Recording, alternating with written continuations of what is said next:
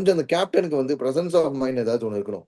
உங்களுக்கு வந்து சரி தோனி ஆட போறாரு, நீ வைடி ஆக்கர் தான் போட போற, வைடி ஆக்கர் தான் போட போற, ஏன் ஷார்ட் தேர்ட் மேன் வச்சு போடுற, தேர்ட் மேனே வச்சிருக்கேன், தேர்ட் மேன் ஃபுல்லா பின்னாடி வச்சிருக்கேன், பால் ஒன்று தானே போகும். தேர்ட் மேன் ஜோன்லேயே பார்த்தீங்கன்னா தோனி கிட்ட 3 4 கிட்ட அடிச்சிருப்பாப்ல, ஹெட் ஜாயிங் 3 4 கிட்ட போச்சு. சேம் வாஸ் வித் துபே போட்ட போது அதே மாதிரி ஒரு பவுண்டரி வந்து மிஸ் ஆச்சு, அது தடுத்தாங்க. பட் ஆனால் பவுண்டரி ஒன்று வந்து போயிடுச்சு. பட் தேர்ட் மேன் வந்து நின்றுக்கலாம்ல, ஏன் நிறுத்தல?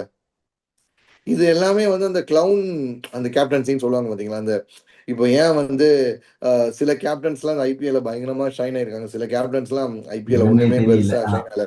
இன்டர்நேஷனல் லெவல்ல பெரிய ஆள் அந்த ரிக்கி பாயிண்டிங் கூட வந்து ஐபிஎல்ல பெருசா பண்ணதில்லை, ஏன் கங்குலி பெருசா பண்ணதில்லை, டிராவிட் பெருசா பண்ணதில்லை. இந்த மாதிரிலாம் ஏன் இல்லைன்னா இந்த ப்ரெசன்ட் சிச்சுவேஷன், இந்த கேம் சேஞ்சிங் டைனமிக்ஸ் கேமுக்கு ஏற்ற மாதிரி மூளையை கொஞ்சம் அப்ளை பண்ணி மாத்துறது, அது வந்து இல்லாம போறதுதான். இப்போ இதே ரோலை ரிவர்ஸ் பண்ணுவோம்.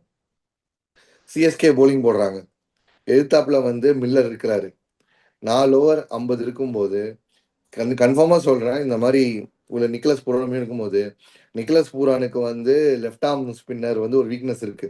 ஸோ லெஃப்ட் ஆர்ம் ஸ்பின்னர் ஒரு ஓவரை வச்சிருப்பாரு, 150 ஓவரை வச்சிருப்பாரு. அதுக்கடுத்து மட்டும் இல்லாமல் நிக்கலஸ் ஒன்று ஆடும் போது ஏற்ற மாதிரி தேர்ட் மேன்லேயும் ஒரு ஆள் வச்சிருப்பாப்ல, இதையும் ஆள் வச்சிருப்பாப்ல. This where the mind application, right? அந்த மைண்ட் அப்ளிகேஷன் இது அவங்க எல்எஸ்சி கிட்ட சுத்தமா இல்லை. நேற்று அவர் எக்ஸ்போஸ்ட். அவங்க வந்து எவ்வளோ ஒரு மாதிரி ஒரு பூரா நடிச்சாதான் உண்டு, பூரன் இல்லைன்னா முடிஞ்சது அப்படிங்கறது வந்து எக்ஸ்போஸ். இப்படி ஒருத்தரை நம்பி போற டீம் என்னைக்குமே வந்து ஒரு டோர்னமெண்ட் ஜெயிச்சதா சரித்திரமே கிடையாது.